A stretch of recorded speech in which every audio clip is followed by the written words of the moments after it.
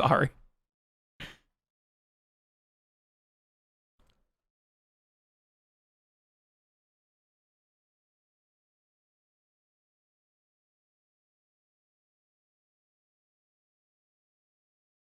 This Afro Latino take is so fucking bullshit. I was talking to my PR girlfriend, or my Puerto Rican girlfriend, who has covered the story and interviewed the cast. It's just Afro Latino erasure because they are not black enough. Wait, really?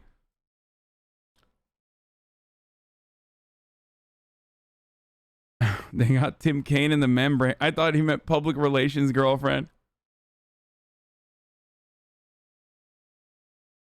Yeah, Lin-Manuel Miranda was being based by fucking by helping Afro-Latine people avoid the cringe fest. Congratulations.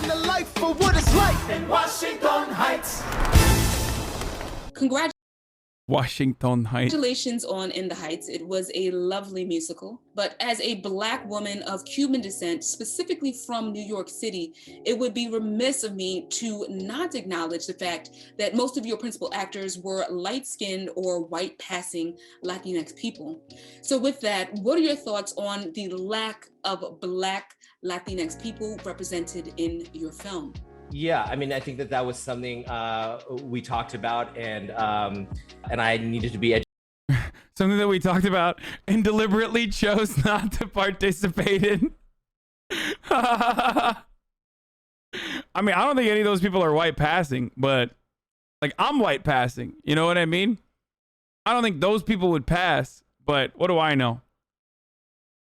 Educated about, of course. In the end, you know, when we were looking at the cast, we tried to get the people who were best for those roles, and that specifically, and we saw a lot of people like Daphne or Dasha. But I hear you on, you know, trying to fill those cast members with darker skin. I think that's a really good conversation to have. Something that we should all be talking about. I didn't realize until making this movie that I didn't really get to see myself or people that look like my siblings that are darker. One of the 4 leads is black. One is 100% Mexican. Darker than me.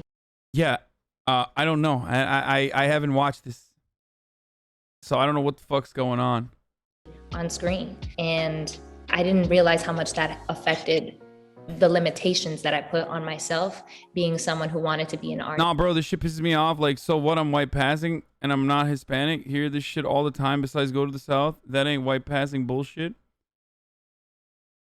I'm Latinx and black. Why do you not have more of me in this movie? I mean, so okay, so colorism is a huge problem in Latino communities. Okay, so. Yes, Afro-Latino people absolutely get fucking they are at the intersectionality of xenophobia and racism. So it's definitely an issue. Like, it certainly does occur.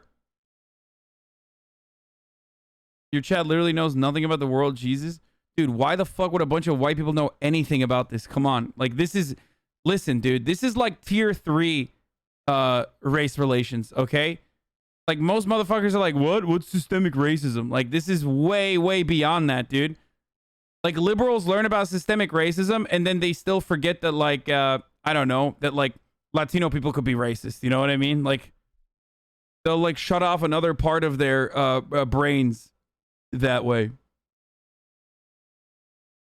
But yeah, I mean, most communities have this kind of attitude towards whiteness as a consequence of colonialism. It is one of the never-ending intergenerational signatures of colonialism, specifically in the West. Not the same in like with Asian culture, you can say that too, but it gets a little bit more different in Asian culture. I think it's more classist in China, for example, rather than like Western expansions. I've talked about the differences, but there is still a fairness in there's still like fairness that that Chinese people care about. India is more a consequence of colonialism, but in China, colorism comes originally from classist undertones.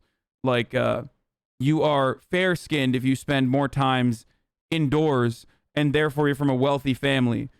It's kind of it has like classist roots, like for example, in countries like Kenya, or in some African cultures, being pleasantly plump or being fatter is regarded as a class position, right? So that's what is seen as like more valuable. You come from a wealthier family because you've been well fed. So there is still a classist undertone in a lot of that.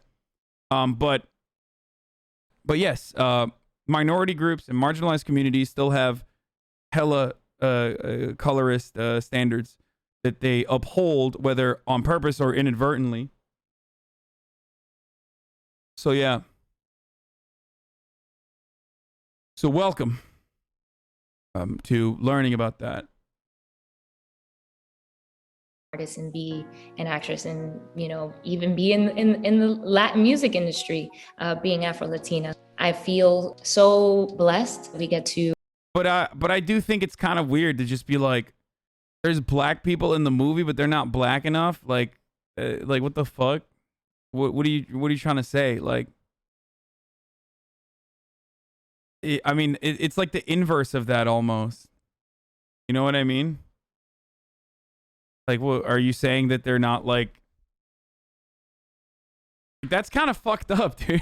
Like, if there's black people in the movie in the main cast, and you're like, sorry, you're just fucking not black enough, even though you are Afro Latine. It's like, okay, I mean, to express the diversity that is within the Latinx community in a way that we haven't been able to see on screen, because so many times we're put on screen in one particular way, and since we get so little opportunities, everyone wants to claim that one story because it's all we got. I think it's important to note though that in the audition process, which was a long audition process, there were a lot of Afro-Latinos there, a lot of darker skinned people. And I think they were looking for just the right people for the roles, for the person that embodied each character in the fullest extent. And I think we are all very much like our characters, so much so that in a lot of times it didn't even feel like we were acting. They just kind of let us live in there. And because the cast ended up being us, and Washington Heights is a melting pot of Black and Latinx people, John and Lynn wanted the dancers and the big numbers to feel very truthful to what the... I mean, this looks like, I don't know, this looks pretty fucking diverse to me, but like, what the fuck? Community looks like. Did you not see that in the dancers as well? Those are roles that historically we've been able to fill, right? We've been able to... No shit, you're white?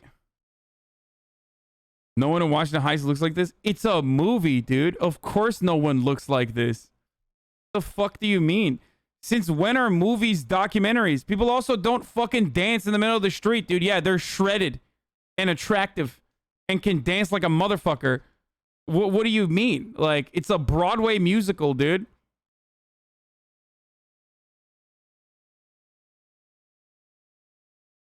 Like, movies are supposed to be a one-to-one comparison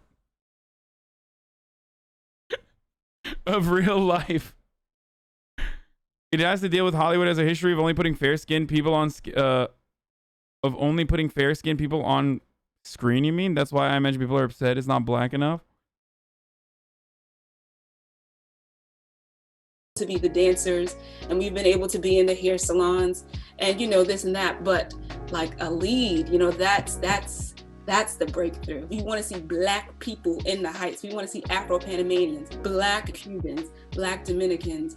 You know, that's what we want to see, and that's what, you know, we were yearning for and hoping for. I hope that at least that encourages more people to tell more stories and get out there and do it right then. There is a long history of colorism and pigmentocracy in Latin America. And with that, what would you say to folks who say that In the Heights privileges white passing and light-skinned Latinx people? I would say that that's a fair conversation to have.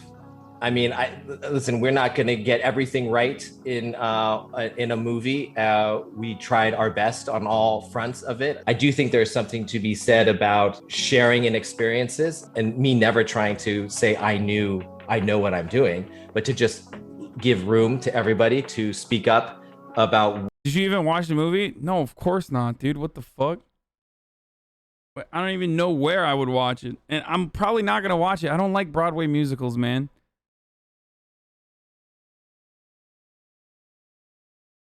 Like, is it on HBO Max?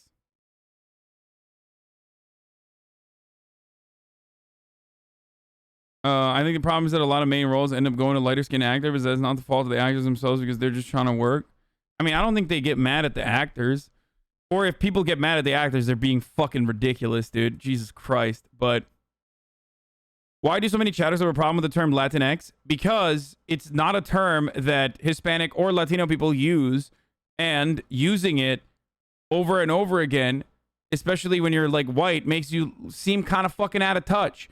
Now, there's obvious reasons as to why, and I talk about it all the fucking time. Like, the chatters that are getting upset at it or making fun of it, some of them are white, but that's not like, that's not the main makeup of the chatters that make fun of Latinx, okay? A lot of fucking Latino people make fun of Latinx. X is Ekis. Like, it's not even, that's why I say Latine, which is like a better, more appropriate fucking term to use than Latinx, okay? I just do it because, you know, it's kind. I want to be kind. But other than that, like, unless someone is like, I'm Latinx, like, I'm probably not going to use it. Especially because, like, it's fucking stupid. And putting an X behind it is, again, it's like really stupid. It's a really, really, really fucking stupid way.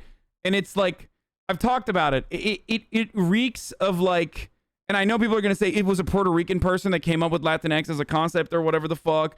And it's not like a white person, but it literally reeks of like cultural imperialism to be like, oh, your language has like gender. Your language has like, you have a gendered language. We're going to try to make that gender neutral, but in the most Western focused, like American way possible by slapping an X on the fucking ass side of the word. Like, that's so stupid, dude. It literally reeks of like linguistic imperialism. Like, I'm going to tell you, a Hispanic person or a Latino person, like, that you are wrong and this is how you're supposed to fucking say it, and use literally use like a fucking letter that doesn't even fit there. It's so weird.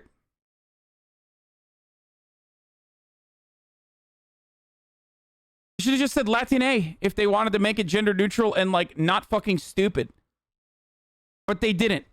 They said Latinx, and now it's dumb as fuck. And now everybody who like tries to use it to be polite sound fucking out of touch and stupid. Okay? Like, it's literally like, anyway. White people are really good at telling non-whites how to express their culture. Yeah, like, it's just so dumb. As a Hispanic, I agree with your take on the use of Latinx. Anyway.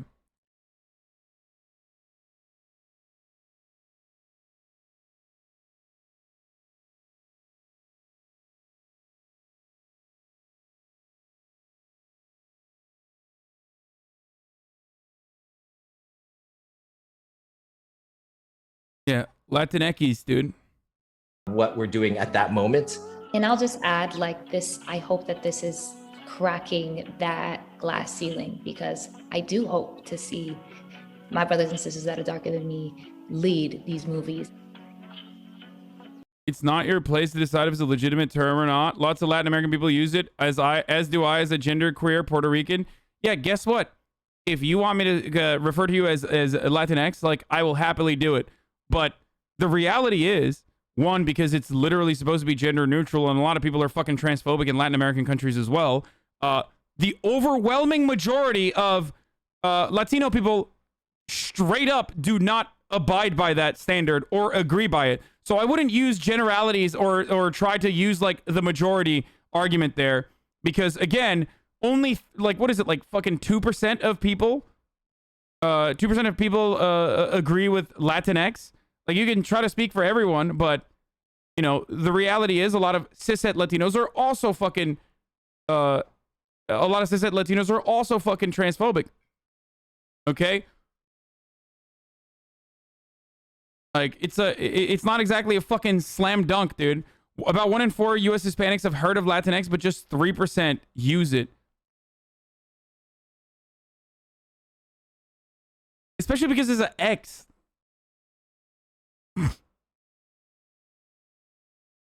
Only cringe Latinos in the US use it. They don't even speak Spanish, I bet. Young people here in Mexico use it, but mainly rad libs and white people read me. Anyway. You'll use it when asked, and in the meantime, you're going to stir chat about how it's dumb and white. I mean, I still think it's dumb. Yeah. I think Latin A is better than Latin X. You know? Maybe one day it will truly change it, but maybe one day that culture will change. But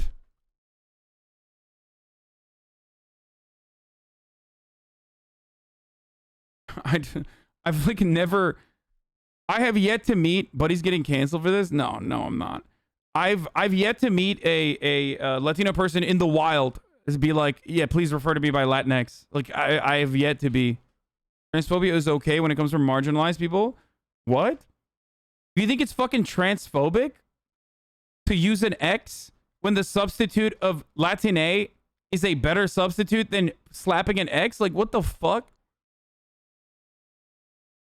It's literally a fucking American, a predominantly fucking English-speaking language enforcement on a language that has gender in it.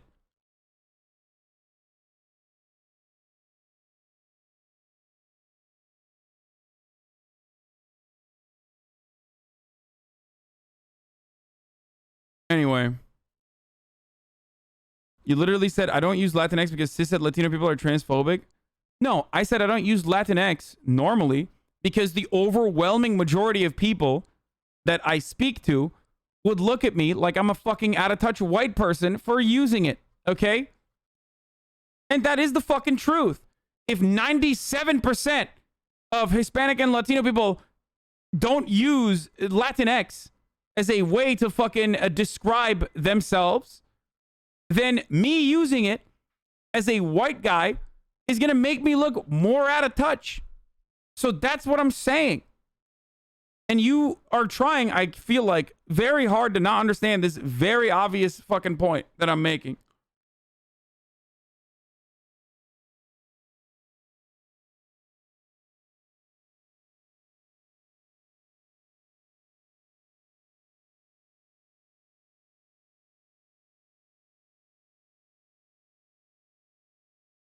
Chatter's wrong. Most Hispanic people absolutely hate the term Latin and Hispanic because it lumps people together unnecessarily. Most prefer to be called by their actual cultural background: Mexican, Puerto Rican, El Salvadoran, etc. Yeah.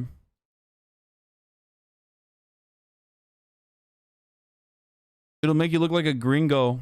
Yeah. I'm not trying to fucking look like a gringo right now, okay? I'm trying to look like I'm with it.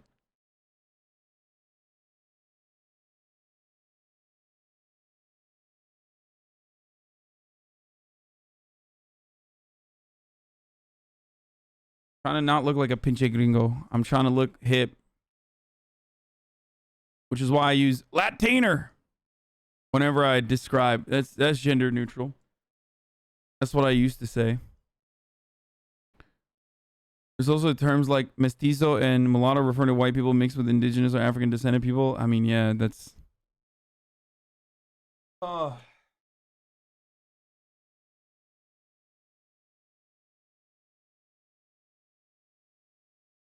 Say foo and you with it.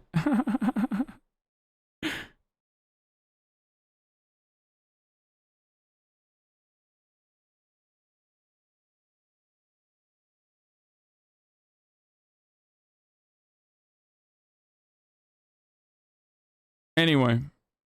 Okay.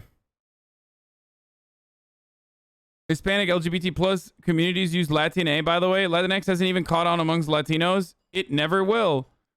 The term is an English language contrivance, not a real gesture at gender inclusivity. Like, people get so butthurt about this, dude. It's like one thing that they just refuse to acknowledge. Like slapping an X on the ass cheeks of Latino is just like such a weird way to go about gender neutrality.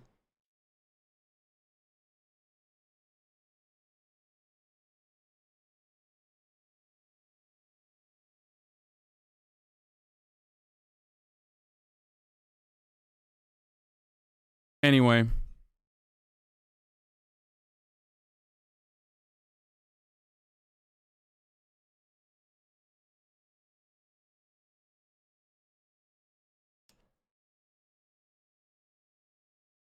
Well, I don't use Latinx. I'm from Puerto Rico. I think it's worth discussing how many Hispanic people accept non-gendered language. It is definitely not widely accepted by Spanish-speaking communities, despite being more inclusive. Yeah, that's the other thing. Like, if you've learned gendered language your entire life, it's very, very difficult to reconstruct it. And it's like such a fucking... It's such a minuscule part of like an overall gendered language to like try to make one aspect of it gender neutral and then get mad about it. You know what I mean? Butthurt, yikes. Shut up, bitch. You know what I mean? Like, the entire language is gendered. Now, of course, there are woke-ass languages out there, like fucking Turkish, that are already gender neutral. So I had to learn all these fucking gendered pronouns and shit when I was learning English, motherfucker.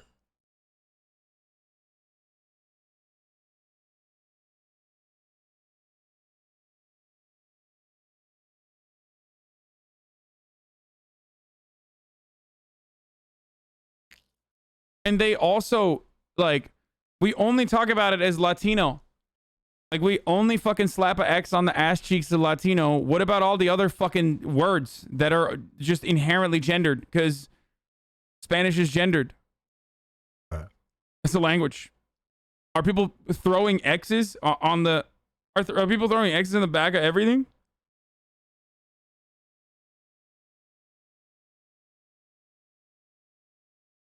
No, seriously, like, they're not. So, what's up?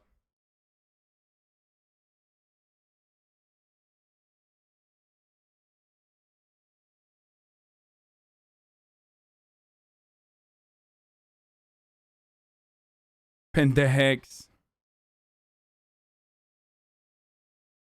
Anyway.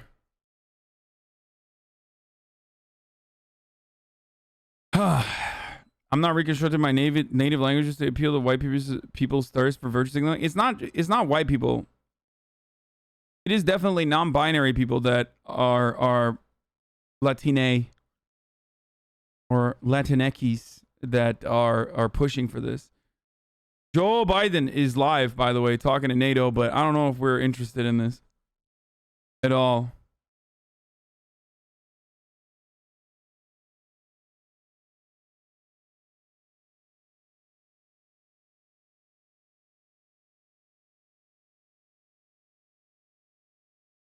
I'm a green geckis. Let's hear it. Let's hear what he has to say. We're still averaging the last 7 days loss of 370 deaths per day. 370 deaths. That's significantly lower than at the peak of this crisis, but it's still a real tragedy. We're approaching a sad milestone. Almost 600,000 lost lives because of COVID-19 in America. My heart goes out to all those who've lost a loved one. I know that black hole that seems to consume you, that fills up your chest. Pinche gringo again? When you lose someone who's close to you that you adored. That's why I continue to say to America. Okay, I'm fucking falling asleep already. Spanish is the colonizer language, though. It was brought in by white Spaniards, and Portuguese folk and indigenous people are mocked for not speaking it. I mean, that's also true. You are literally correct. Anyway,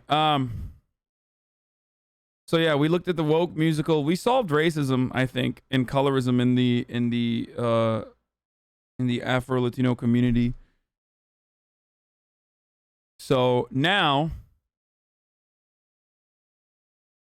yeah, that was so boring. I do want to watch. I do want to watch this. This one fucking pissed me off. Why Spanish? Why Spanish exclusively, not French and German? Yeah, I don't know. That's the other thing. Like, I don't know what the fuck's going on there. Like, yeah, French and German could get some too.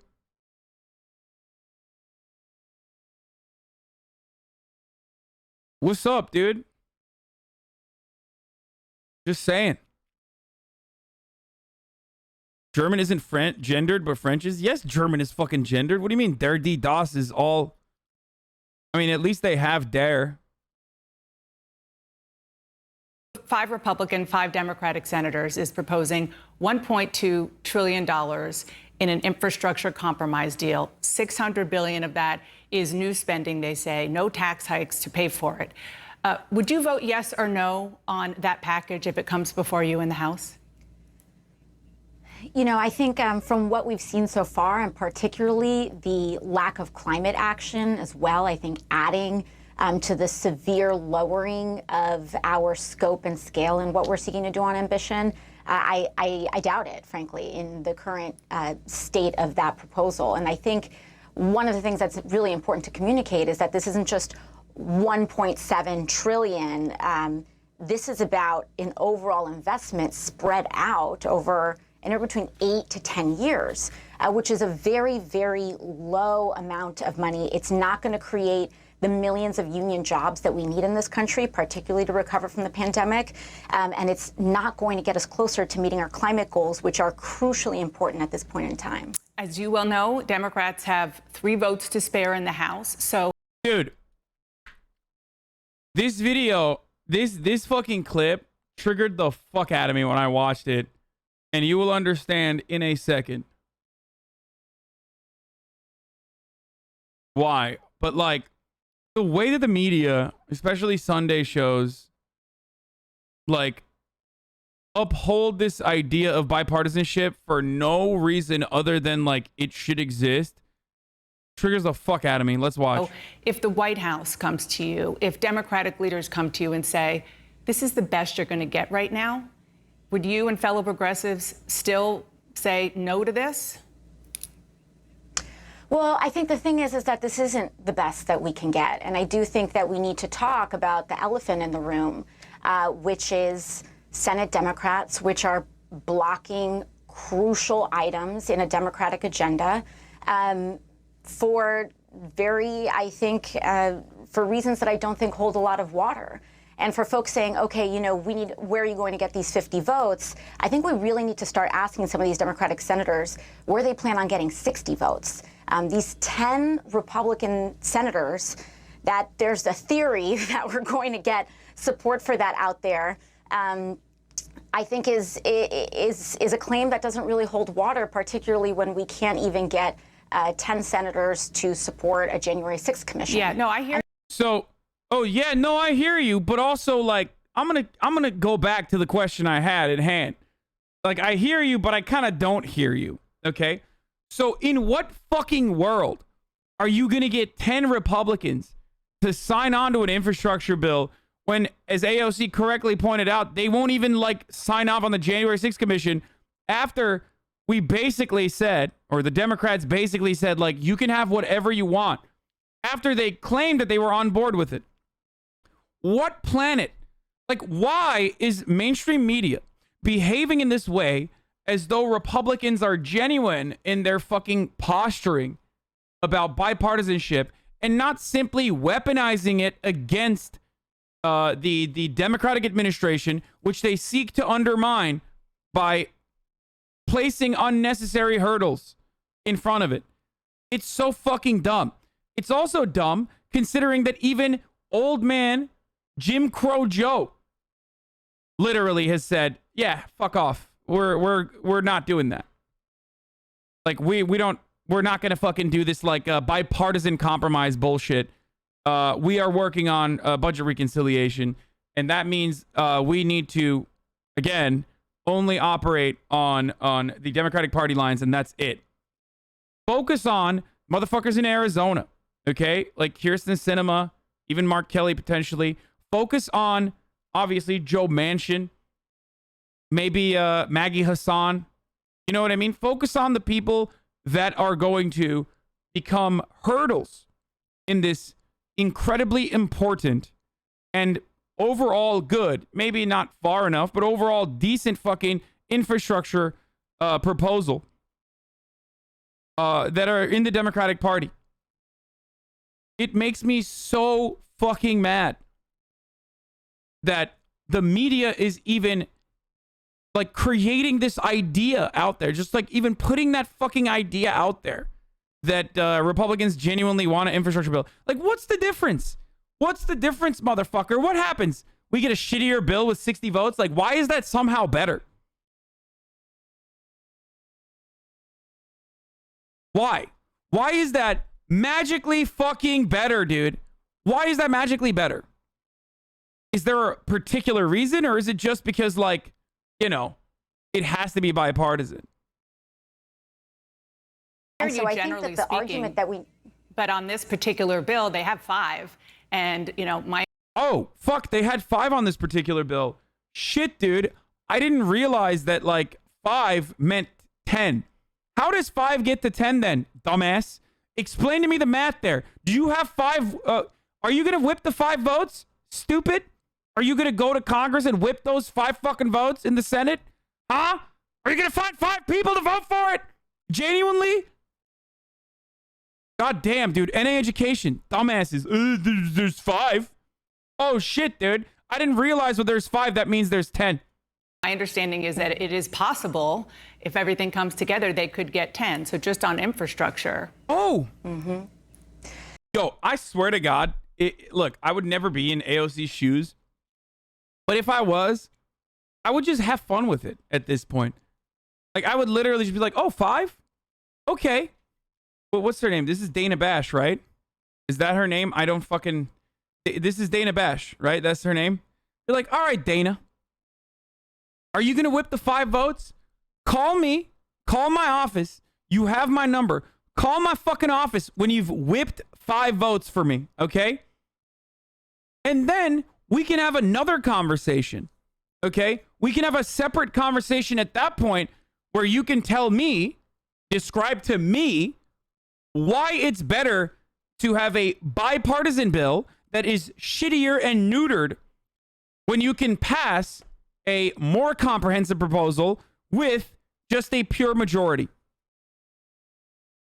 Because you don't even have the 5, dude. You don't even have 5 extra votes. So shut the fuck up. And not only that, not only do you not have the 5 extra votes, you don't even have any actual legitimate consideration. Like, you don't have an actual fucking idea that, like, the 5 Republicans are gonna even vote for it. You don't even have the 5. They're lying. They lie all the fucking time, and they're lying right now. And this makes me sick to my fucking stomach, dude. I hate mainstream media for this reason, among many others, but this one especially. It's like, this isn't like capitalism or socialism or anything. This is just straight up, you're lying to your audience regularly, routinely, trying to brainwash them into this understanding that, like, there should be bipartisan compromise. Why? Yeah, well, I think then the question that we have to make is that there's a fork in the road, which is, do we settle for much less and an infrastructure package that has been largely designed by Republicans in order to get 60 votes, or can we really transform this country, create millions of union jobs, revamp our power grid, get people's bridges fixed and schools rebuilt with 51 or 50 Democratic votes? And I think if there's a chance, shouldn't bipartisanship be taken? No. Why? Bipartisanship should only be regarded as an option if that's the only way that you can pass legislation. Like, no, if there is, first of all, bipartisanship is not a realistic solution here. It doesn't exist, right? But, like, why? Why? Why would you care about bipartisanship? Like, Did you vote for Republicans and Democrats or some shit? Like, do you want Republicans to run the country? Then why did you vote for Democrats? Like, it makes no sense to me. Motherfuckers will like operate on this like team sports mentality. And that's the reason why they like vote a certain way. But then they turn around and they're like, but I kind of want Republican input too. Like, why would you want that? Aren't you a Democrat? Like, well, why does that make you feel like you've accomplished something good?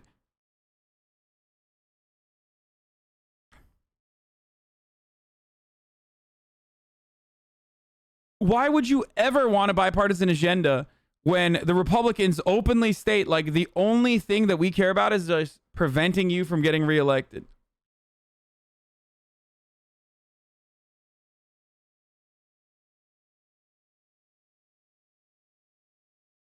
Do you think Republicans ever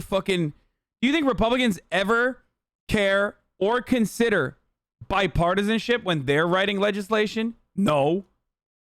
It's so fucking pathetic. It's so fucking stupid. And it pisses me off, dude. The argument that we need to make here is that it's worth going it alone if we can do more for working people in this country. You know, with 50 votes, we have the potential to lower the age of Medicare eligibility so that more people can be covered and guaranteed to their right to health care, as opposed to, 60 votes where we do very, very little. And the scope of that is defined by a Republican minority that has not been elected to lead. Explain to me why bipartisanship, right? McConnell says highly unlikely he'd let Biden fill SCOTUS vacancy in 2024 if GOP flips Senate. Why? Highly unlikely, dude. Bipartisanship, though. Bipartisanship means, like, again, allowing Republicans to just fucking do whatever the fuck they want, right? Bipartisanship, boys. So let's talk about one of the specific issues that is blocked in the Senate right now, and that is voting rights. The House, including you, passed expansive voting rights legislation. That was back in March. Senate Democrats can't force a vote on it because West Virginia Senator Joe Manchin doesn't support that particular bill. He also doesn't support what you're suggesting, which is gutting the filibuster. I want our viewers to listen to something that you said about all that this past week. H.R. 1 stands up against lobbyists and dark money. And I would reckon to think that this is probably just as much a part of Joe Manchin's calculus as anything else. Because when it comes to this bipartisan argument, I got to tell you, I don't buy it. What exactly did you mean by that? Are you saying Joe Manchin's opposition is because he wants to keep political donations flowing? Well, I think that when we talk about opposition to H.R. 1 being just about voting rights, we aren't telling the entire story. H.R. 1 has sweeping lobbying reforms, and I believe that, we have the influence of big money that impacts not just one party, but both parties in the United States Congress. And I do believe that that old way of politics has absolutely an influence in Joe Manchin's thinking and the way he navigates the body. I mean, the things that he cites, like this, I think, romanticism of a bipartisanship is about an era of Republicans that simply do not exist anymore. And I also believe that that the opposition to big money and dark money, you have the Koch brothers and associated organizations from the Koch brothers really doing victory laps about Joe Manchin's opposition to the filibuster. I think that it's so funny because, like, Joe Manchin literally is running defense for the Republican Party, which makes this worse. Because even if you care exclusively about, like, being a liberal or being a card-carrying Democrat, you have to recognize that, like, Joe Manchin literally runs defense for Republicans because we don't even talk about the Republican Party when we hyper-focus on Joe Manchin being a fucking block for legislation. And it is ridiculous, dude. It's ridiculous. Bully this motherfucker, okay? Bully him. Threaten to remove him from committee positions. Like, what the fuck are we doing here, dude? There are things that you can do. Fuck. pretty Call him open fat. that these Fat groups shame exert Joe a Manchin. lot I don't of think that's gonna work. influence, He's not. He's not as overweight. as much influence as they can on members of Congress. And I think that that the older school way of accepting the role of lobbyists in Washington absolutely has a role in Joe Manchin's thinking. I want to ask about what's going on at the Justice Department. The Attorney General, Merrick Garland, gave a speech on Friday talking about protecting voting rights. But the Justice Department, again, the Biden Justice Department, is under fire on a number of fronts, gag orders against companies and journalists that are continuing defending anti-LGBTQ laws, trying to step in on a lawsuit against President Trump and shielding some Russia investigation information from public. What do you make of all that? Yeah, and in addition to all of the suits that you had just mentioned, the Biden DOJ also decided that they were going to pursue action on arguing in court for U.S. citizens who reside in Puerto Rico to have lower eligibility for Social Security than their counterparts, U.S. citizens in the continental United States, essentially advancing second-class citizenship and continuing second-class citizenship for Puerto Ricans. Why is AOC such a cuck? Ella Manchin never wants to criticize the Biden admin. Now she won't even attack Manchin on CNN. Wait, what? Did you just not watch this video? Like, what do you... What? She did attack Joe Manchin. What do you want? She's literally in the process of criticizing the Joe Biden administration. What do you want her to do? Like, be like, Joe Manchin, I saw your dick. I heard other people in Congress were peeing next to you, and they told me you got a tiny dick, dude. Fuck you, little dick Joe Manchin. Like, what do you want? Is that what you want her to say? You got a small peepee, Joe? What's up with that?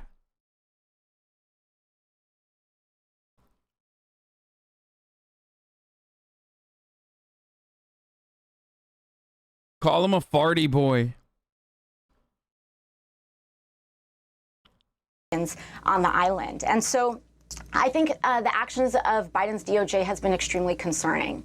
And it's not just on the actions on gag orders, which is also extremely concerning, but across the board, I don't believe that, while I believe that the emphasis on voting rights is appreciated. Did you get one of the Nintendo Ambassador E3 packages? You're basically the biggest Nintendo fan on Twitch, to be honest. I don't think I'm the biggest Nintendo fan on Twitch. And no, I did not get that. We aren't seeing a transformational DOJ that I think people have been looking forward to. And that is something that deserves a lot more questions. I want to ask about top Democratic House leaders, and a dozen of your Jewish Democratic colleagues issued a statement criticizing your friend and colleague Ilhan Omar, Congresswoman from Minnesota, for what some Democrats said was a, quote, offensive and misguided remark that they say equated the U.S. and Israel with Hamas and Taliban, terrorist organizations. You better fucking defend Ilhan Omar, AOC. She was not doing that. But I want our viewers to read what you tweeted in response. You said, pretty sick and tired of the constant vilification, intentional mischaracterization, and public targeting of Ilhan Omar coming from our caucus. They have no concept for the danger they put her in by skipping private conversations and leaping to fueling targeted news cycles around her. First question is, what exactly did your fellow Democrats mischaracterize? And are you saying that they are to blame for some threats against her? Yes. Say well, yes. I think... Say yes. I believe that her comments were absolutely mischaracterized. She was very clearly speaking about the ICC investigations, which name these 4 actors in 2 suits. And they name them in context of events that happened in Afghanistan with the United States and the Taliban, and in Palestine with Hamas and the government of Israel. And, I think that to say that, and I believe that to assert that she was equating these 2 entities when she was speaking about the ICC investigations, in which all 4 parties are being investigated for instances of war crimes. I believe to assert that this was in equating these 2, I believe was not it was not a generous interpretation whatsoever. And we know that, these very intense news cycles, which, by the way, this whole hubbub started with right-wing news outlets taking what she said out of context. And when we feed into that, it adds legitimacy to a lot of this kind of right-wing vitriol. It absolutely kind of increases. Milquetoast she's being a politician. She's saying yes in the longest way that she can. She's not only saying yes, but she's also explaining like why it's damaging and blah, blah, blah. I mean, that is what she's saying. She's using the politician answer. I want her to stop acting like the Biden admin will ever give any leeway to progressives. So yeah, I don't think she's aggressive enough. Biden will absolutely cave to the Senate parliamentarian. And in the end, we will get the shittier bill. Why? I mean, the shittier bill's not going to get passed. I'm just letting you know. We're not going to get 10 votes. So it's either budget reconciliation or bust. There is no shot that if you think that there is a bipartisan legislation out there for infrastructure that Republicans are going to sign off on, like 10 of them, you are delusional, okay?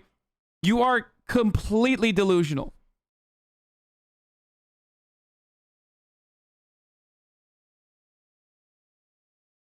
And it will bust, absolutely. We'll see. I think so too. Like, I am a diehard pessimistic, not necessarily very optimistic about this administration.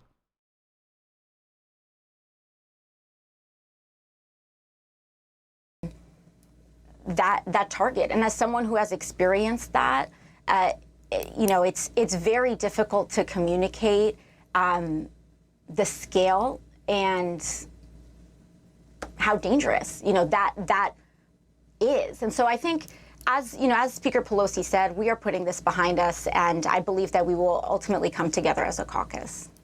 For the first time in 12 years. Oh, also, in some good news, I guess, kind of. Israel's longest-serving leader, Benjamin Netanyahu, is narrowly defeated, and this ends his 12-year reign as prime minister. Philly's very own Bibi is no longer in power. Naftali is now taking over.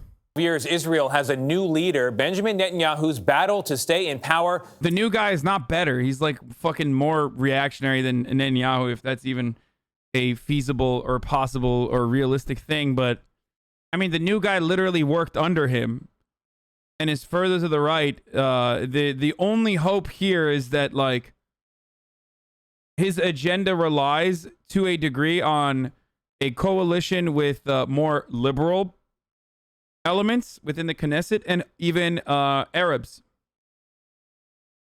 So we'll see.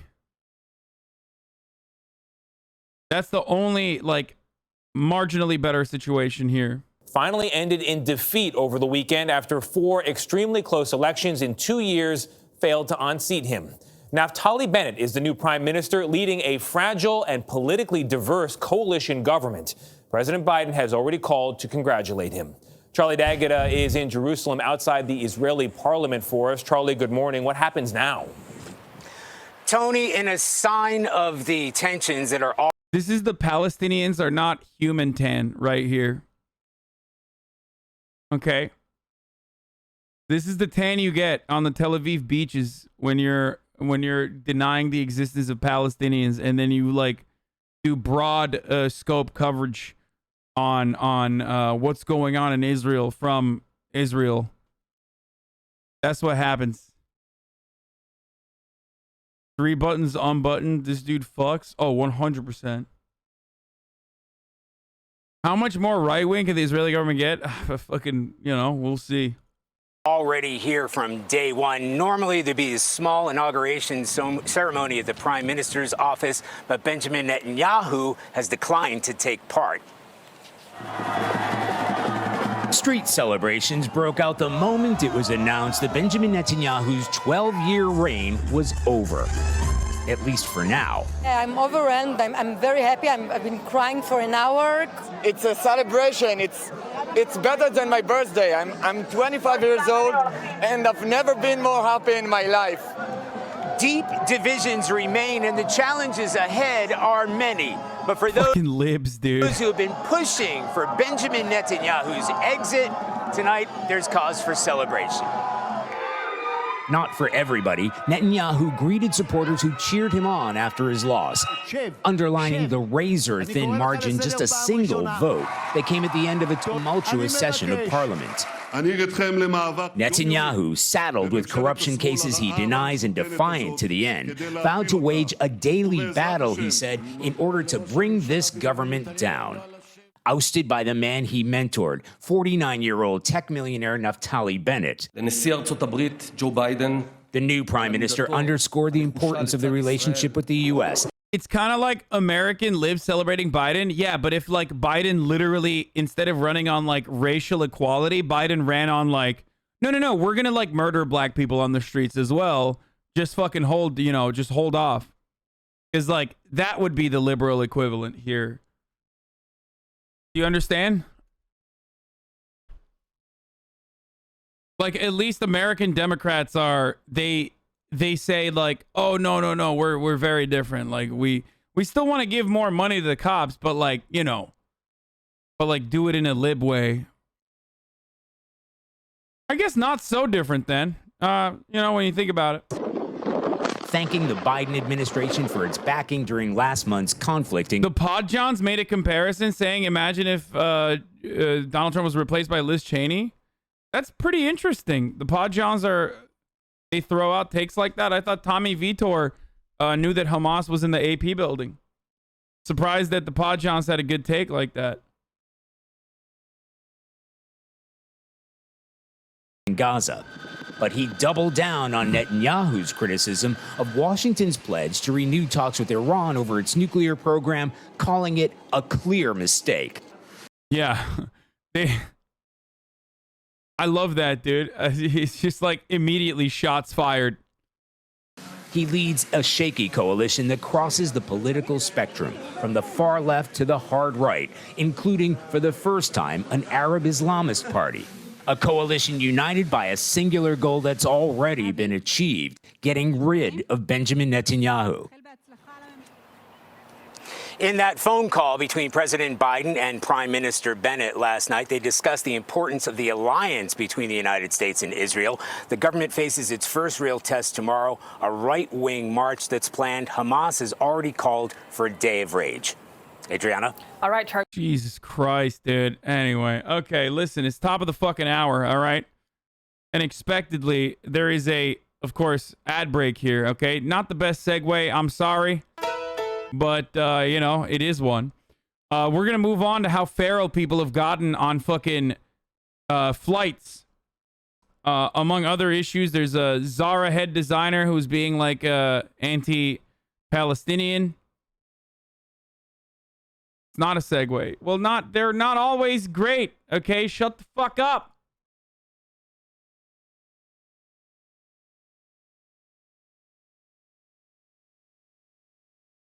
Come on. Can't expect them to all be fuego, all right? Anyway, if you'd like to no longer see the ads, you can subscribe for $5 or for free with a Twitch Prime, baby. Here's the ad break now.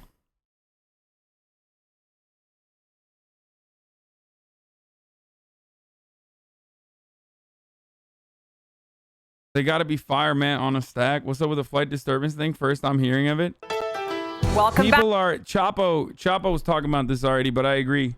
People are fucking feral, dude. Back to CBS this morning. Air travel is bouncing back in the U.S. I took a flight to get here to New York.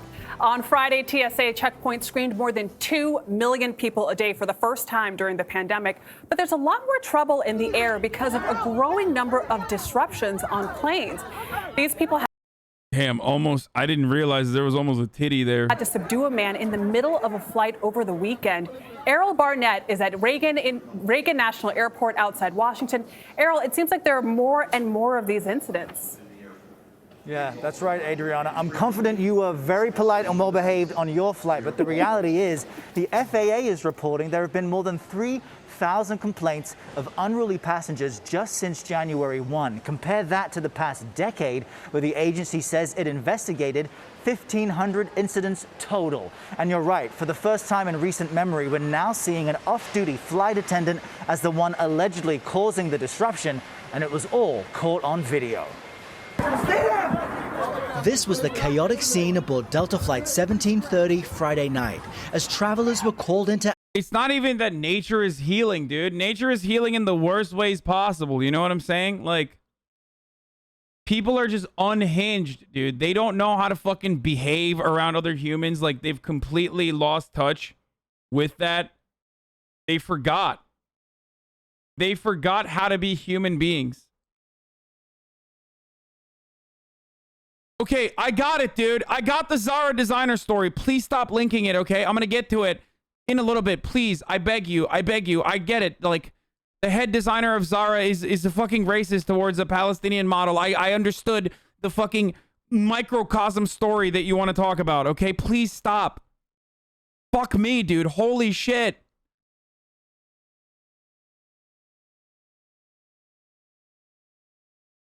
action to assist the flight crew in subduing a disruptive man. And then you hear the pilot from the cockpit going, if there's any large men on board, please come to the front of the plane immediately. We have a crazy passenger. Brandon Azarian says he was seated near the off-duty Delta flight attendant who caused the scene and watched this struggle up close. It's a huge fight. They get him down on the floor and he's flailing everywhere. His legs are flying in the air, his arms, he's screaming. There's passengers screaming, especially after a year of being locked up. We're all finally vaccinated, trying to fly, trying to travel. That is indeed a large man. And just everyone is acting crazy on planes now, and it's making people not want to fly. Earlier this month, another man was restrained after trying to breach the cockpit on a flight from LAX to Nashville. I'm a flight attendant, and with the mask mandate staying until September, people are pissed. I've had to ban at least 10 people since I came back from furlough in May for being assholes to us and the rest of the crew. I'm not gonna lie, I fucking hate the mask mandate on planes, but I understand why it exists, because it's like one area where they like cycle the fucking air and shit, and there are unfortunately only 64% of adults in this country have been vaccinated with the first shot. So there are still plenty of people who don't want to get the fucking vaccine and shit, and you know, it does suck. It does.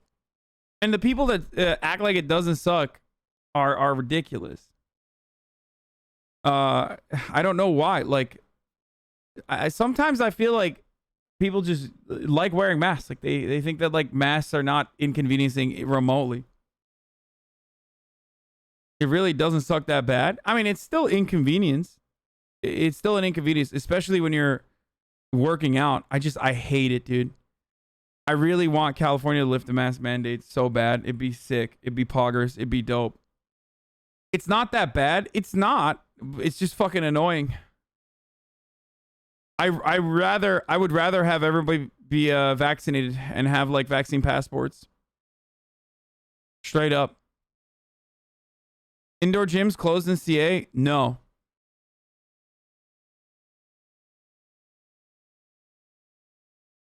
Yeah, I hate having to wear a fucking mask when I'm running on a treadmill.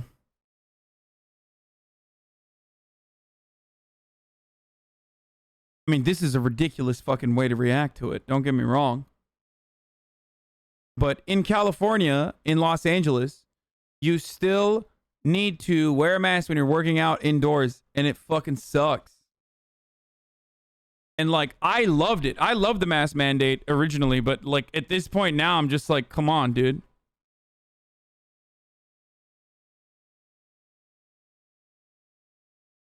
Just don't let people who haven't been vaccinated into the fucking into the gym. Straight up. I'm so on board with vaccine segregation, dude.